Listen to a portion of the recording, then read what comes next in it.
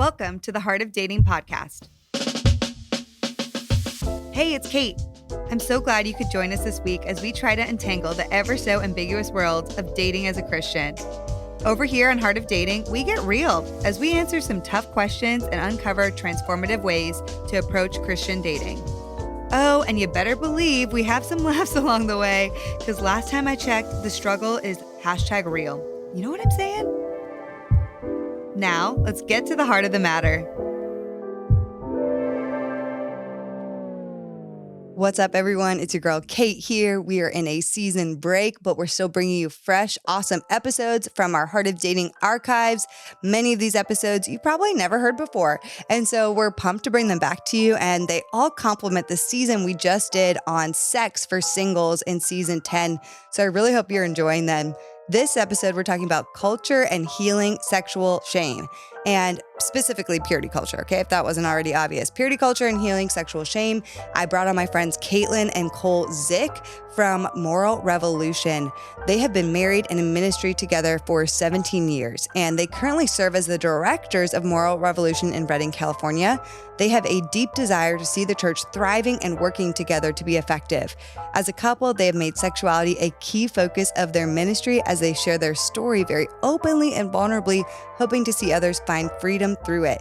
They also have 4 children in 5 years, which is wild, and they love talking about how to fight for love in all the chaos. Now, today, we really go through sexual shame and how toxic purity culture has kind of added to sexual shame, which many of you listening probably already know. But we also talk about how do we break through that and have a healthy perception of sex and purity. Something that they say on the podcast that I love is in our fight against legalism, which we do need to find, we cannot fight against obedience. We've said this as a theme a few times. You have to still have godly convictions and godly obedience, which is different than legalism. Okay, legalism is, I'm gonna not do this because you told me to not do it, but I'm gonna probably feel a bit confused about why, and I'll feel a lot of shame if I do mess up, versus I'm doing this out of a conviction of my heart that is deeply rooted, that I understand because I deeply want to honor God. So we talk about that today. We also talk about when to share with someone about your sexual past if you have one. Another thing I love that they say in this interview is you have to uproot the lies and pain from your past so you can be a healthy, whole person. You have to know yourself the way God knows you. So powerful, so good. I love Caitlin and Cole. This is such a great episode. Before we get into it, hey, you guys, we have tons of free resources over on our website. I want to tell you about one today. We have a guide called Discover Your Non-Negotiables and Core Values. This guide has been downloaded I think over 8,000 times at this point, which is so phenomenal. We love this guide. And so if you want this guide, you can go to heartofdating.com/resource/core values, and this guide will be delivered straight to your inbox. Last thing, if this podcast means a lot to you, would you consider writing us a review and ranking us over on iTunes or on Spotify? That would mean the world to us, and it really does help us to get more discovered. Okay, I can't wait for this episode, but I also can't wait because we have so much cooking up for season 11, and I can't wait for that season later this summer. But until then, I hope you enjoy this episode with Caitlin and Zick.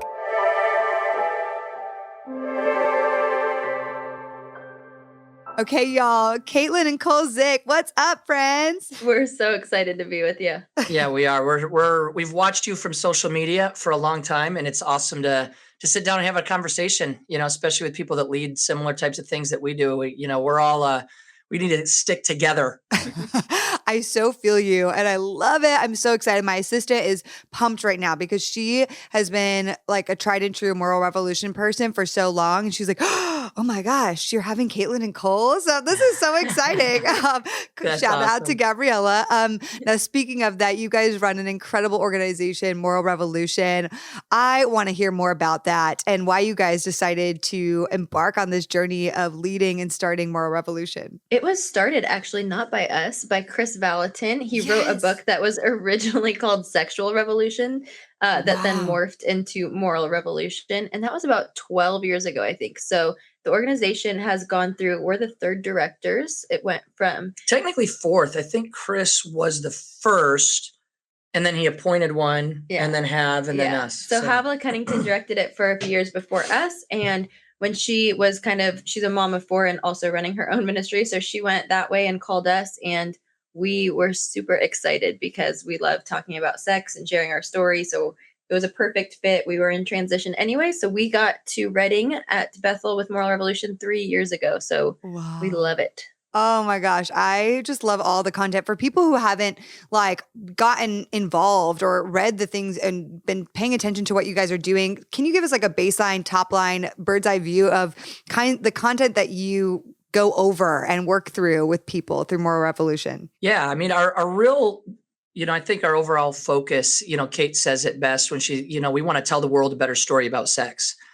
And so, we have a lot of resources at Bethel. And so our heart is kind of been to go after every specific different area, right? Because the conversation you need when you're dating or single is not the same conversation you need when you have a 7-year-old that's curious and you're a parent now. And so essentially what we do is we create really specific resources through blogs, podcasts, online courses, things like that focus and target specifically to a season of life or the demographic of who needs what. And we create teaching and conversation around those specific areas, all pointing towards, hey, this is God's design for sex. And this is how God desires for us to operate and experience, honestly, amazing sex in this way, as long as we're understanding God's intent.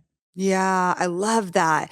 I think when we cover like the facet of sex or physical boundaries or anything, everyone's like, oh my gosh, like they're like, Right. It's everyone's eyes like opens up wide. They're like, oh, gotta listen to that. Gotta read that. Gotta pay attention. So I love that you guys just cover all the ins and outs on a topic that sometimes can feel like a little taboo in the Christian church, like we're like, sex? What? We're talking about that, Totally.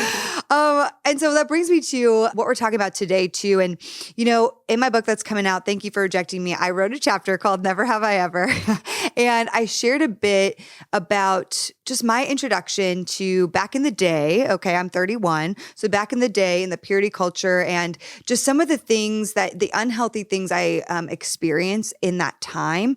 And it led me to feel really confused. It led me to feel like uncomfortable with my sexuality. And when I did make mistakes, it made me want to hide like what was actually going on and not feel like I had a safe place. And I talk about this moment in the book. I was really young. I was like 16 in high school and I got a boyfriend. And I remember people found out and they were like, wait, you didn't tell the Bible leaders that you were dating someone. You need to tell them. You need to get permission. So I was like, oh no, I didn't know that. Okay. I thought I just had to get permission from my parents. Okay, great. So we like went to talk to them and it was like a very immediate, hey, here's your list of rules that you have to do. Like, and here, like this list of like, don't sit next to each other unless there's 2 pillows between you at all time. You can't use Wait a second. That was like in there? Yes, no joke. Like why 2 pillows? 2 pillows. I don't know. Enough. One is not enough. Not why enough not 3? space.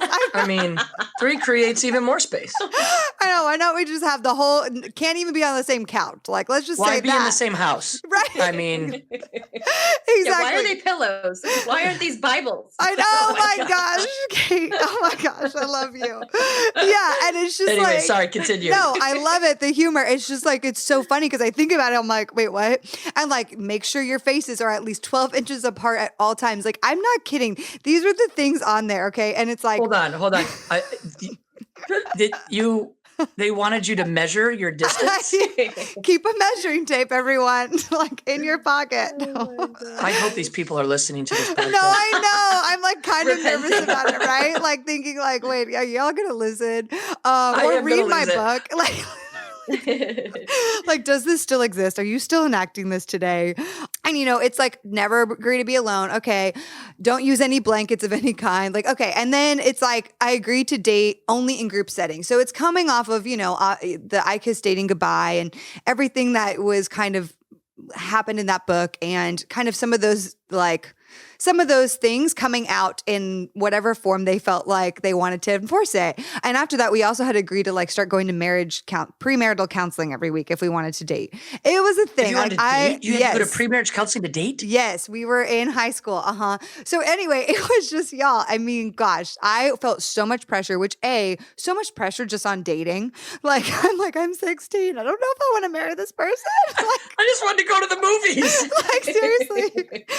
What ended up happening is that we ended up messing up sexually at some point. And because we had all these rules and because we felt like there was such a strict enforcement of everything, we felt terrified to tell anyone. And so we ended up hiding that, and I tried to like help the situation by controlling it privately. Like, we've sinned, we need to read these books and we need to do this better. But we like didn't have a safe place to share it with anybody else. And ultimately we felt just so much shame. And so anyway, I find that there are just a lot of things that have happened because of the purity culture. This is just part of my story, but I don't know what your guys' thoughts on this, but when we talk about it, it's like we put that sin on a pedestal greater than anything else. Like, we don't see gossiping as a strong sin. We see any sexual mess up way more. Do you know what I mean? And so there is a hard place, I find, for people in the church to feel like they can have honest dialogue, especially if they're struggling with things, especially if they do mess up sexually. So that's a long way of saying, like, what have you guys found to with the purity culture movement, just with things that I'm talking about? What have you guys found to be problematic there? Yeah, I grew up in a Christian home. Kait found the Lord partway through high school. Purity culture is not how she would define her early years. Well, I have my own story of once I embarked on the church, but you go first. Yeah, I mean, I grew up in a very Christian environment my entire childhood. I think some people on the outside would look at the way we were raised and probably assume a lot of that same stuff that you just highlighted. I looked back and, I never personally felt oppressed in that area. I think the biggest difference for me and most Christian raised kids that I talked to is my parents, the only thing they focused on was having a relationship with the Lord. And so like the rules were like second or third, like I didn't actually have a curfew in high school, but every time I left the house, my mom said, remember who you are and remember whose you are. Wow. Right. So, the environment I was raised in, it was very clear what was right and wrong. It was clear, hey, as a Christian, this is how we honor God, but I'm not going to force you to do that. I'm going to just remind you who you are every day and remind you who you belong to. And, I don't know how my mom lived on such faith. She had 5 kids and she just trusted that that was going to be enough to help us make good and healthy decisions. And, but yeah, I saw a lot of other people in my church that their situation was very similar to yours, just very rigid. A lot of them ended up with babies before marriage, some of them on drugs and alcohol, just, and whatever the gamut is, so many other things. Yeah. I mean, so it's a significant challenge, and it has significantly impacted a lot of people's ability to really see sex and sexuality the way God actually designs it, right? They see it the way that Christians have skewed it, as opposed to what God's intent is. I think, my personal experience, like you said, I wasn't raised in the church, so I was hooking up with every guy and felt like I was winning because I had the longest hookup list. So my experience was very different. But once I entered the church, I actually did read all the books because I had been with so many guys and I knew I was like, I don't know anything Christians believe about this stuff. So I read I Kissed Dating Goodbye, and then I read I Gave Dating a Chance, and then I read Kissed the Girls and Made Them Cry, and then I read And the Bride Wore White. I literally just downed every probably purity culture book possible. And they all had very different opinions. So I feel like I was able to chew the meat, spit out the bones, and figure out my own story. But I do think what you're going at and what has become very problematic, and we're still living in the fruit of it, is purity culture saying that sex equals bad. They put together sex, drugs, and rock and roll.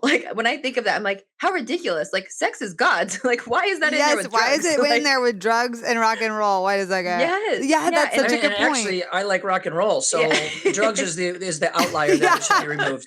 Exactly. Totally. Unless it's like hospital drugs. Okay, everyone. And then we're getting healthy. That's right. Okay. Right. Prescribed by a doctor and used Yes, appropriately. exactly. Okay. So I'm like, if they say sex is bad, it's completely, I mean, of course, that's what, the accuser wanted to do. He wanted to take what God intended as good, created and called it good, and turn it into bad, which then loads on the shame. And then, like you said, it made virginity the prize.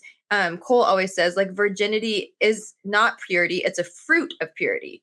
And so what happened is, like, people thought this prize of virginity, like, if I've messed it up, I crossed that line, I can keep crossing that line, not thinking about the baggage. Like, there was just no healthy talk of sex. There's no celebration of sex. There's no realization that, what, the world has perverted sex. The church has been a bit toxic, problematic, and maybe even silent on the topic or shaming it, but that the kingdom of God celebrates it. And we're meant to celebrate sex as God intended and created it for. Yeah.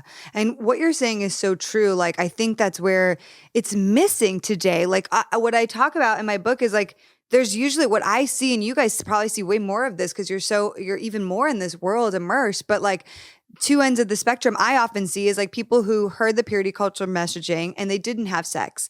But what happens, and I've talked to lots of people who have experienced this, they aren't having sex, but now they have like, they repress their sexual desire. It's something that like, they are so far removed from that they're uncomfortable in their bodies. They feel not connected to themselves. And it's like, and then there's the idea that like on the wedding night, like all of a sudden we're going to just flip it on and it's going to be hot, like, and Hot. yeah, right. And it's like, and then I hear, and I've heard stories of those individuals who feel so disconnected from it because it feels like something that's like a shaming thing that you can't touch. You can't even think about, or like, just something very like that is compartmentalized basically. And how do you compartmentalize that for so long and then suddenly open the box and it be like, it be a part of you, or the other side, which is what happened to me. I heard the messaging, but I did end up having sex, but I did not feel like I had a place to share. So I got in a place stuck in a downward spiral, and it then led me to like actually continue down the cycle. And because I didn't have a true heart understanding of like behavior modification, I didn't understand. I therefore just kept doing it and then kept feeling more shame and then kept feeling less of a place to share. And it was a major thing for a long time that led me into some really bad situations later on. Man, and like there's these two sides. Have you seen this? Like, do you have experiences with that? What are your thoughts there? Yeah, I have a lot of thoughts on this topic. This is probably the topic I've spent probably the last 6 months on a lot, and I guess I want to set up my experience, give you more details from me on it as to just this search I've been going on is I'm like, all right, Father, help me understand what your heart is, because you do call us to be holy as you're holy. Like, that's a very big, massive call that he gives us in First Peter, right? But the moment you preach that, it automatically starts sounding like shame.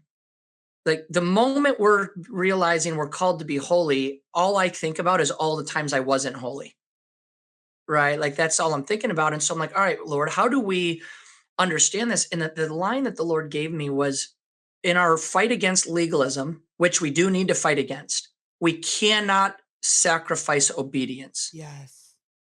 Right. And we need to be comfortable finding that middle ground, and so for me, when we got married, Kate's the only woman I've ever been with. I've never looked at pornography. She's the only woman I've ever said I love you to.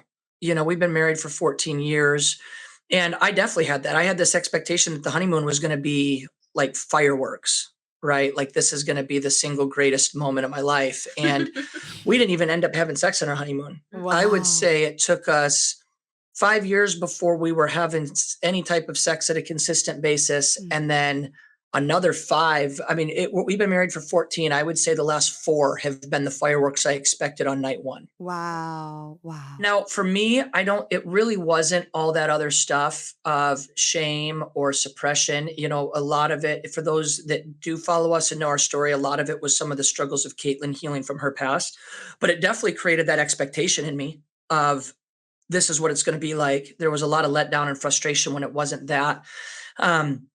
and I'm one of 5 that was raised in the church, and, my 4 kids are being raised in the church. So this is a topic that I'm constantly thinking through and praying through and researching and studying. And I think that at the end of the day, the challenge here becomes rules without relationship. Like, that's the thing. I know it's a broken record, like relationship, relationship, relationship, relationship. But I find very, very, very few people actually have a real in-depth relationship with Jesus Christ, even those in the church. And an instruction that's given by the Lord out of relationship feels a lot different than a rule that's read out of the Bible because we're told to believe it. Wow. Those they don't hit the same, right? So when I look back, I felt like I distinctly remember feeling like I had a relationship with the Lord early, probably starting in at least 4th grade. So I look back at the things of my childhood, and I don't feel like any of it was legalism, because I saw all of it in the context of my relationship with the Lord, not in my parents trying to force their beliefs on me. And that changed the entire narrative for me, right? Like, I went in at 22 years old and got married and was a virgin, and never masturbated. This is the moment. And I was happy to be there. And even when it was tough, I never thought, I wish I would have had more sex. It never hit me. My thought the entire time was, well, this is the journey that we have to go through. This is the struggle, and all of that was because my parents, everything was that focus on, what's the Lord saying? Have you talked to God? What has he said? We're not going to control you. We're going to push you to the Lord and let you make your own decisions, but we're going to tell you what's best and then let you decide if you believe that and want to live that out. That was probably the greatest gift I've received in my life, was that type of environment to be raised in, because we were taught the truth, but we weren't forced to live out the truth. We had to decide to do it. Wow. That is profound, Cole. Like, the way your parents instituted, like, not here, be home by 10 p.m. or 11 p.m., but like, what is God? Remember who you are and whose you are. I'm like, oh my gosh. Like, how different would that have been if that's how, and not to throw my parents under the bus. I love my parents. I know they did the best they could, but there is a lot, like, even whether it's parental upbringing and then bringing that into the teachings in the church, like, there is that lack of, like, it really comes down to what your relationship is with God. Because when you're doing it out of a place of relationship, out of reverence, and like, I want to honor this person, like you're the person that you so covet and love, then it comes from a different place. And like, I have to follow this rule. There's that understanding there. Oof. Yeah. It's big. And I remember there was a 6-month period in high school, probably my junior year, where I started to go to parties. I hadn't gotten drunk. I hadn't done anything with any girls, but I was definitely on the line. I was going to parties where there was drinking and, stuff going on at them. And, and I had definitely crossed some just personal lines, not sexual lines, but personal lines in that period. And I remember just having this moment where God got my attention again. And my immediate reaction was talk to my parents, apologize to them, talk to my pastor at my church. I went to every one of them, and no, I didn't get grounded. I didn't get reprimanded. I didn't get removed from stuff. It was, thank you for telling us. It's awesome. It sounds like you're where you need to be if you're telling us on your own. And it was a non-issue, right? It was clearly, that wasn't the lifestyle you want to live. So let's move on. I was expecting, even in an environment that wasn't the rigid, I was still had this expectation, I'm about to get kicked out of stuff. Yeah. Right. Yeah. And when none of that happened, it was like, wow, okay. Like, I'm not the worst person in the world. I went down a little bit of a path that I shouldn't have. Grace is given. I owned it, and we just moved on. And I never went back to that lifestyle ever again. Yeah. I never desired to go back there again. Wow. And that's where I had this written down, but I think that's what's so important too in this journey, is also having a safe place to share our temptations, our mistakes. Like, there's a point of like, I did actually share with a few people in my journey, and that's what made me not want to share with anybody else, because it was their response in those moments that made me feel so condemned that I was like, I just have to get this together. Like, I have to get it together because like, I don't want to like, I'm misbehaving, and it was very much out of fear that then I'm like, I got to get this together. But I didn't. And then after that, I didn't feel like I had safe places to share that. That's so tough. Gosh, yeah. And I think that fortunately, that's something that everyone listening, like, how do we have grace for that? I mean, I have this as a question later, but like even when we're coming to share each other's sexual pasts in relationships, that brings up the dating portion here, like how do we go about that without shaming that person further? That's a great question. That was a big part of our story. Yeah. Well, I think this is kind of going back, but we'll keep moving forward as well, is just what shame does. Yes, I want to talk about that. The way you just broke down, like people might have been in the same culture and had sex or didn't have sex. And really what we're looking at is they're both walking away with shame. It's just a different kind of shame.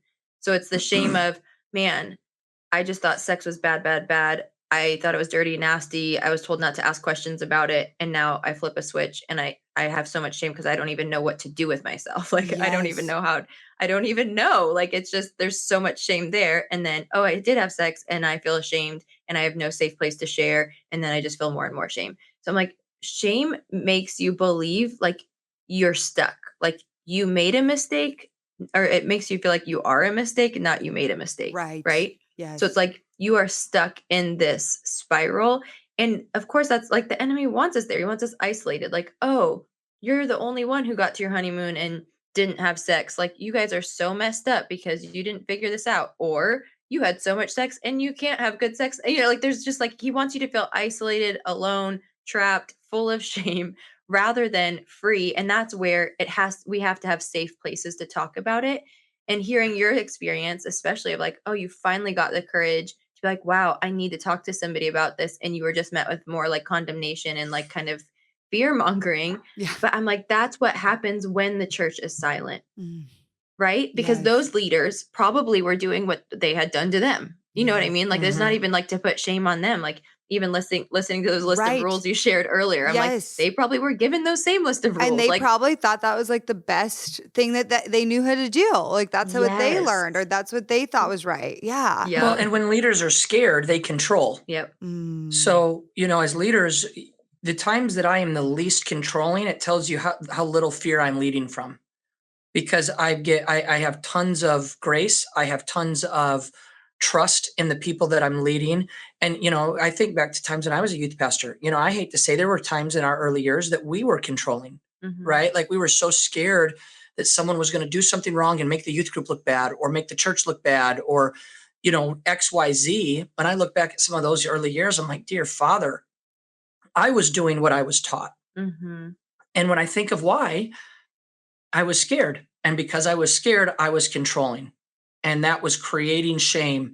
Whenever you're leading out of a fruit of the demonic realm instead of the fruit of the spirit, the results are going to end with shame. Yeah. Totally. Wow. Oh my gosh. That's reminding me of all the moments I've been controlling and how it's just bringing up a lot for me, y'all, too, of like, that is probably my ultimate issue in dating even, because I'm fearful, because most of my trauma comes from dating, So like in dating, I'm like, I feel like I need to control this. And it's coming from exactly what you're talking about, a place of fear of like, no, it needs to happen just like this, because if it doesn't, I don't know what that means, Totally.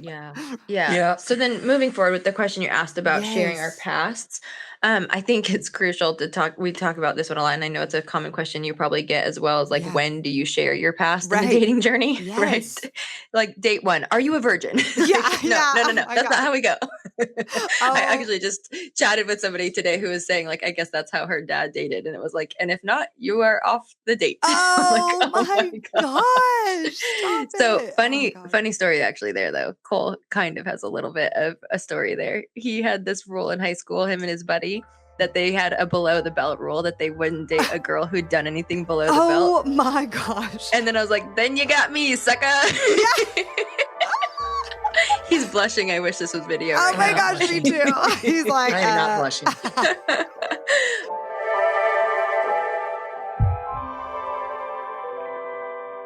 Cole knew like pretty much from early on that I had a story.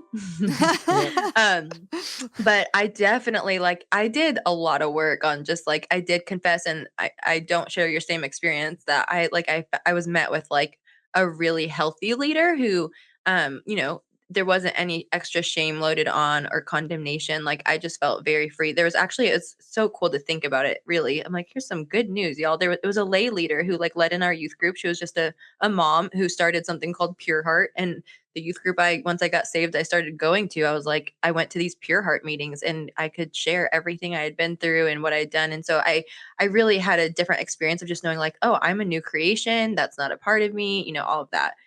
So then when Cole and I were dating, when it came to the point where he's like, I think I got to know the story. Like I need to know these things. I just remember thinking, I can't do that right now. Cause I think we weren't engaged yet by any means. And he knew I had a past, but I'm like, I feel like if I tell you all of these, these moments and these things, I'm like, I'm going to relive it and feel like I am that person. And like, I'll see myself through the way I'm assuming you see me now. And so our experience with that, you want to share what your part was? Well, and I this is what I would say to the dating couples that are in that boat.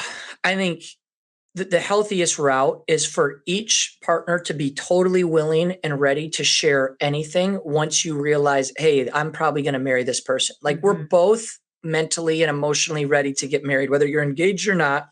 This is the person for me. I'm choosing them. They're choosing me. We're going to go through the technicalities. Maybe we don't have enough money for the ring. That's the only reason we're not, whatever it is. And that you're both willing to, but in a very healthy, God-led relationship, we find most often it's not necessary. Yeah. Wow. Right. Like, so that the journey that we were on, when we got to the point where it's like, okay, we're going to be together. I went through this few-week period where I think it was honestly the enemy. I couldn't stop thinking about all the guys Caitlin had been with. Right. Like I couldn't stop picturing these moments and these things and stuff like that. And I was like, all right, you got to tell me everything, babe. We got to meet. I need to know everything before we can move on in this relationship.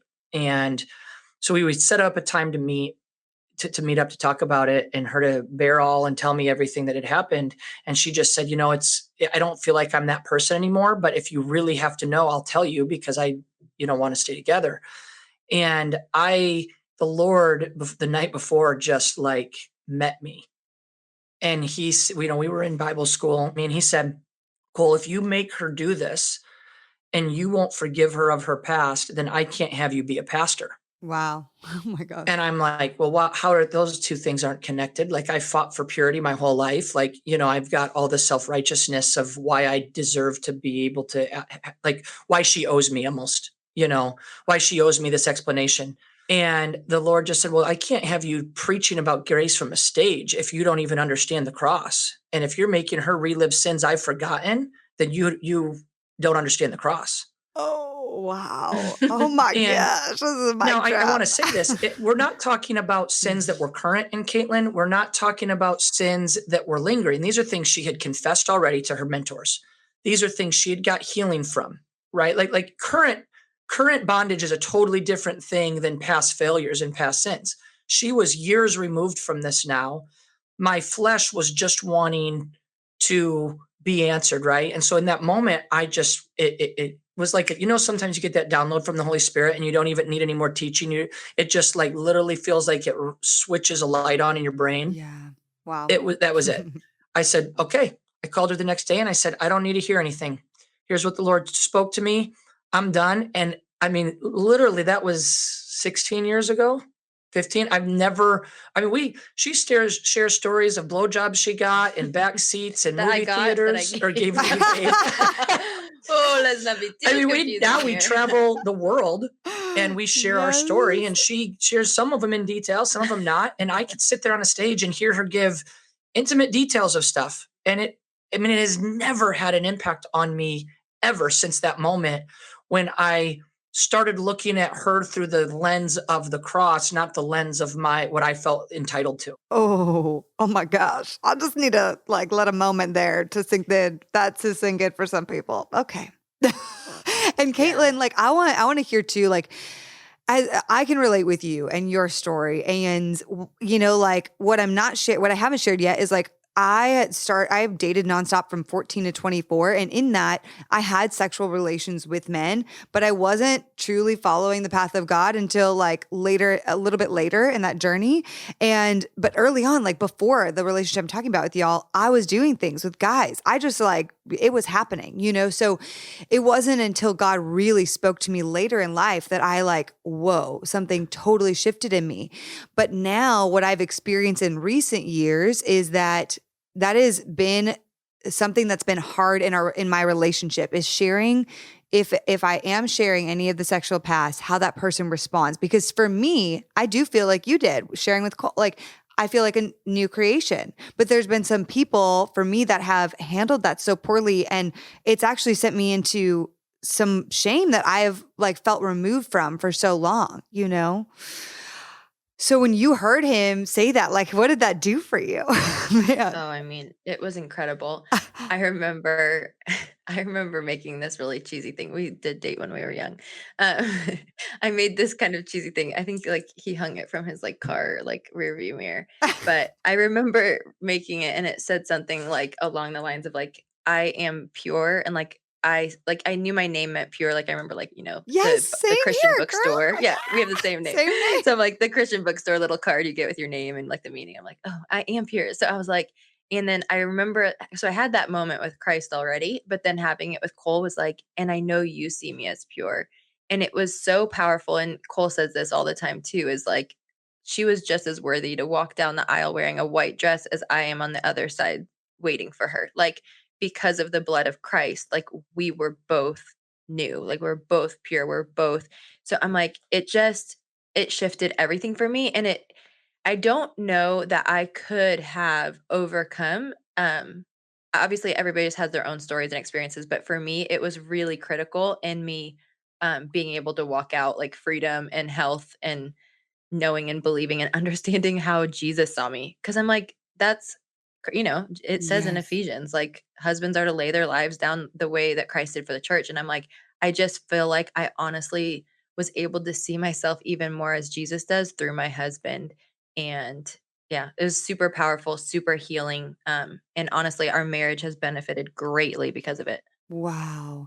It's these little moments. I feel like that I just love these conversations because there's so many people listening that maybe have responded that way in the past. And, we have the opportunity to change that, to shift that, to figure out why you responded when someone shared their sexual past with you in a way that was, a reactionary way or a shaming way or a self-righteous way. Like, this is your opportunity, you guys, to figure that out and bring that to the Lord and shift that to like, cause this is Yep. how it can go, And I want to back up too for a second. And for the people listening who just resonated with the shame portions, the pieces where they're like, whether I feel shame because I haven't done anything and I feel like so out of touch, or whether I feel shame because I've had a lot of sexual history or I've tried a lot to be better and it's not clicking. Like, what do you guys suggest to start moving on the path to debunking the shame? Like Carl Jung says, shame is a soul eating emotion. And I really believe it just eats away at our core of who we are and separates us so much from God and his love and the truth of who we are and how he sees us, how he created us. And our beloved identity. But anyway, how do we start separating and removing some of those layers of shame? What have you guys seen like that helps people or personal things, anything you have there? Yeah, personally, I had a very profound moment where I feel like I had already confessed. I knew I was a new creation, but I definitely felt like either you could use the word tormented or taunted, I guess, even as a more clear word. I felt like taunted, like it was like a button that could get pushed when I would have like either flashbacks or just remembering moments from my past that would bring shame.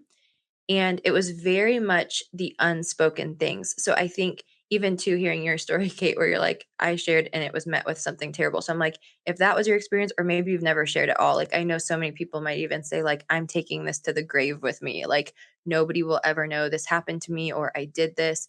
I think those things that we think we're burying alive are really murder. Like they're killing us. They're killing us. They're not surviving that.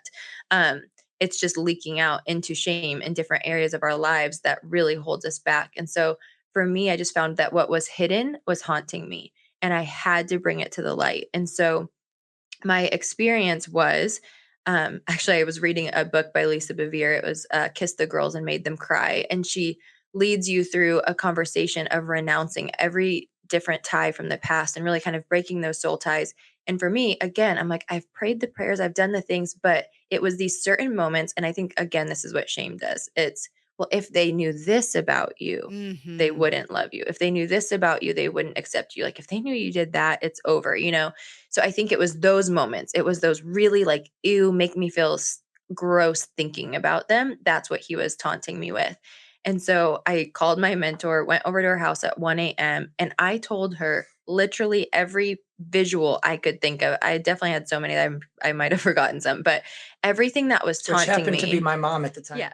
Oh, It's my now no mother-in-law way. was my Amazing. mentor. Oh my gosh.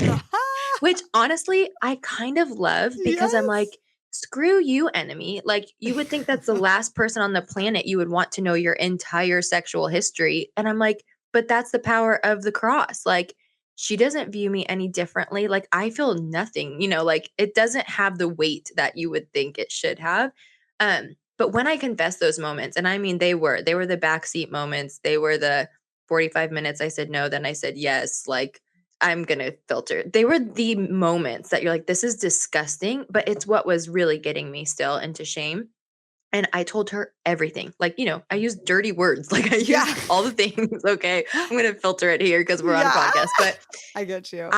because they even coming out, you know, you're kind of like, oh boy, it's coming, it's coming. And it lost its power the second I said it. Like I never had to say it again, never had to think about it. Like now I could say it because I'm like, da, da, da, but we'll spare all of the ears listening.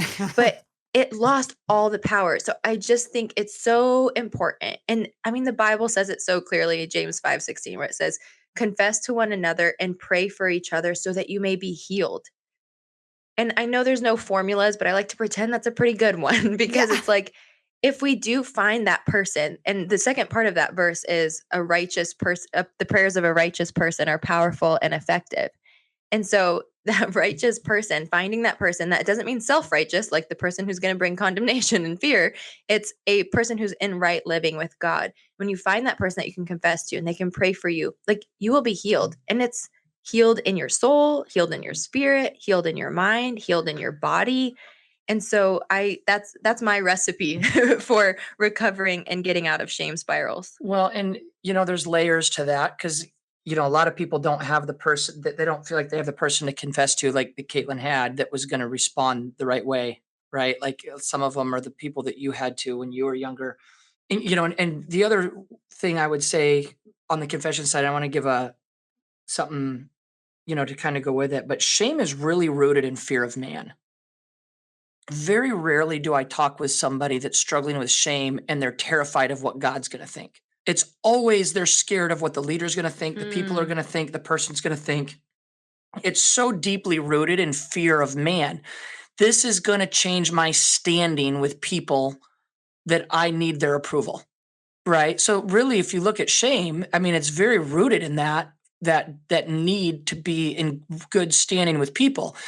And I would say that was the second gift my parents gave me is my mom conditioned us to not give a flying flip what anybody thought, even the pastor at the church. Yes. Like Wow. we don't do anything for anybody else. Wow. If you tried to use the excuse everybody at school's going to do this Friday night, that was guaranteed you weren't going to do that. We didn't have a ton of rules, but rule number one was you don't care what people think and you don't do anything because everyone else is doing it. And that's always given me a ton of freedom to confess.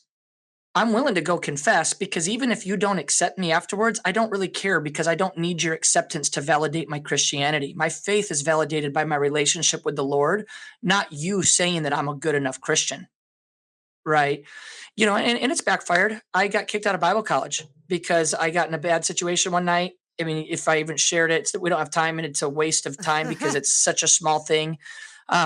But you know, four of us one night hung out in a setting we shouldn't have. We told our leaders the very next day and they kicked all of us out for it.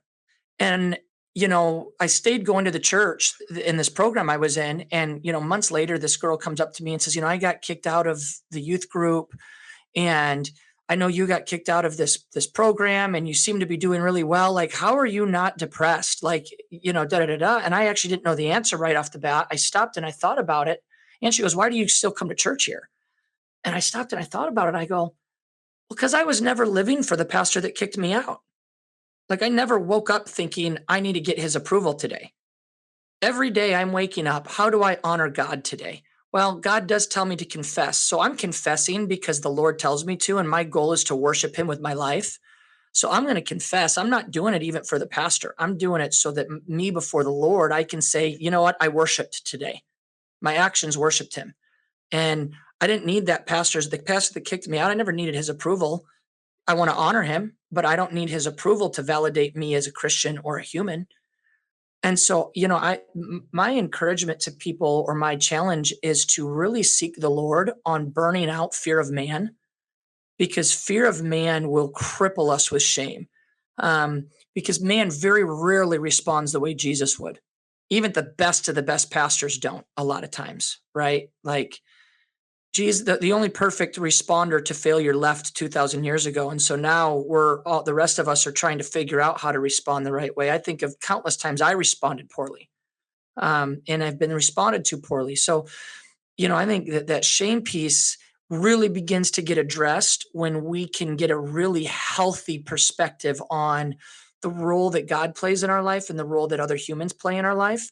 All of a sudden, we're not living scared of disappointing everybody, because I'm here to worship God today. And everything else is kind of a secondary plot behind that. Yeah. And what you're saying for me is bringing up that not only do sometimes we feel shamed by others, but sometimes our shame is self-induced based on Hmm. our fear of what other people are going to think. Exactly what you're saying. Absolutely.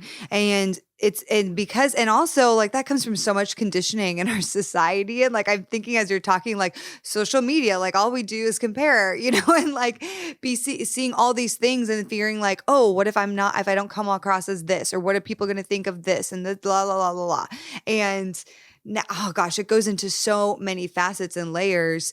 And sometimes we are just honestly shaming ourselves. I can relate to that. As you're speaking, I'm like, man, like how many times have I just I mean, I am so hard on myself. I think that's one thing where when I talk with my therapist, like she is like, you're so hard on yourself, like you're being really hard on yourself again. Like I'm inducing my own shame because I'm like, I'm my own worst inner critic of most of the time. It's like, and Yeah. I'm the one berating myself more than even other people are. And I'm the Yeah. one creating my own rules for myself that then I'm like shaming myself for not keeping, It's like, what does it look like to have also grace for yourself? And when I'm in moments of triggers, or when I'm in moments, I often find myself, okay, Kait, I've been trying to practice more instead of like shaming myself for reacting a certain way. Let's have grace for why you did react that way. Let's think about it. Like what happened? Yeah. What's happened in your past that made that okay? We can analyze that. We can have grace for that came up because of X thing that you've been through. Okay. Mhm. All right, let me have grace for myself in that moment. And then I can get to like, how do I want to show up differently next time? But if we go straight to, oh, you should have done this, you should have done that, the shoulding, it's like we're Mhm. shoulding on ourselves, letting other people should on us. And I love that phrasing. And it just brings us again deeper into like a shame of, Yeah. I should be this way. And man, okay, you guys, this is just, I feel like I'm getting some breakthrough even just talking to y'all, okay? But okay, I know, talk longer, but want to be respectful of time. And so to kind of round out our conversation, I ask everybody the same final question, and you can talk about it to do with our conversation today or just anything that comes to head. But I always ask this is a dating podcast. So in terms of dating advice, the couples, the singles listening, what would be just your final nugget of dating advice for them listening today? All right, I'll go first, since she pointed at me and silently said, "You go first." My advice would be this: it is absolutely worth it to make honoring God the number one priority in your dating life. The conversation today is so critical, so important. We cannot live in legalism, religiosity, control, that type of stuff. Like that will never lead us to honoring or worshiping God in our life. At the same time, God has called us to obedience. And, in my life, I never regretted it. Was it fireworks on the honeymoon? No. I would say, the way we would describe our sex life and marriage now after 14 years, it took some time to get going. Now that it's going, I can't fathom had I had a different experience. I'm so thankful that I didn't that I haven't had multiple partners, and I'd never looked at pornography, and like all of that stuff wasn't a part of my past. I'm so thankful I had parents that taught it to me out of relationship, not out of rules. And because now I sit here at 14 years into marriage and am excited about where we're at and where we're going. And so my encouragement to those dating is, the heart of dating, to go off of the title of the Yes, do ministry, it. is really seeking the heart of God and pursuing that, worshiping with your lifestyle, not living in legalism. Remembering he put both trees in the middle of the garden and they had to walk by both trees every day. There was a reason even God didn't want to control them. Right. So, as long as we're prioritizing, hey, I am going to worship God. I'm going to try to be holy as he who called me is holy. When I'm not, I'm going to John 1 and I'm going to confess, because I know he's faithful to forgive me and make me pure again. And that I actually trust in the power of the cross to make me pure again.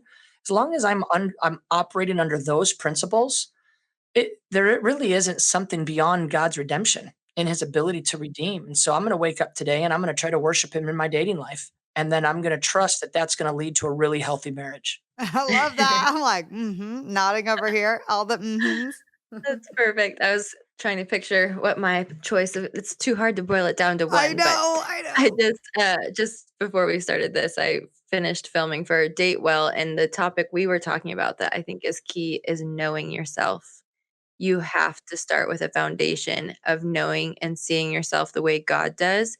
And that just means doing the work of uprooting the lies, uprooting the pain from your past so that you can be a healthy, whole person. Because Cole always says 2 halves don't make a whole. It takes 2 whole people to make a whole marriage. And so making sure and doing the work, like the self-control that you practice now, you'll need in marriage, the understanding your core values, like you're going to constantly like keep working and knowing on who you are, who God said you are. And then that whole, like even fear of rejection, like your whole book, I'm like, that goes out the window when you're so confident in who God says you are. You're like, well, this is who I am. So clearly we are not meant to be aligned because so I just think knowing yourself and kicking out the lies and being super confident and having your core values intact and just your foundation of just knowing who you are in Christ. Yes. It's so important because we so often, as we get later in life, it's like, I need someone to fill that bucket for me, but it's like that two whole people make a whole amazing new thing. And it's not 2 halves coming together. It's not that weird, like soulmate, 2 halves broken apart that you then find together and it's one. No, it's 2 whole individual people. I love that. You guys are amazing. I am all about everything you're doing. And I just love your marriage. I'm listening, nodding, being like, okay, Lord, so let me just like have a marriage like this one day. Thank you. And amen. Like seriously, I'm like, praise God. Okay. No, but seriously, you guys are incredible. I love what you're doing at Moral Revolution. If people want to connect with you and anything you got going on right now, I would love to hear about it so that they can get involved. Yeah. Moralrevolution.com or just Moral Revolution on Instagram. We are working on a new thing called Date Well, a path to wholeness in dating for all the single ladies. Yes. I Yeah, love that's our this. newest thing. But yeah, we've got content on sexuality from every angle. So even if you have a We got content on sexuality from every position. oh, but you can also find our podcast, Let's Talk About It, Moral Revolution podcast So on good. all the channels as well. So we would love to connect. Amazing. Well, thank you guys so much for sharing today. I love this and blessings to you. And I can't wait to just continue to support what you guys are doing at Moral Revolution. Oh, you too, Kate. Thanks for having us. Let's talk about sex, baby. Let's talk about you and me. And that is exactly what we did today. I know you guys just wanted to hear me sing. I know that. That's why you listen to this podcast. But I am so grateful for Caitlin and Cole and that raw, incredible dialogue just about the purity culture and sexual shame. And I love that Caitlin and Cole both lived on opposite sides of the spectrum and just the way they navigated those conversations together with love and compassion and grace.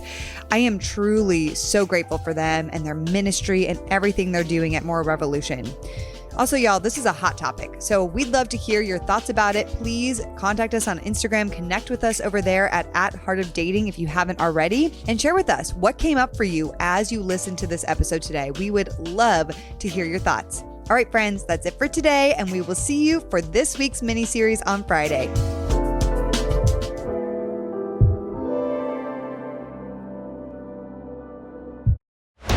This show is part of the Converge Podcast Network.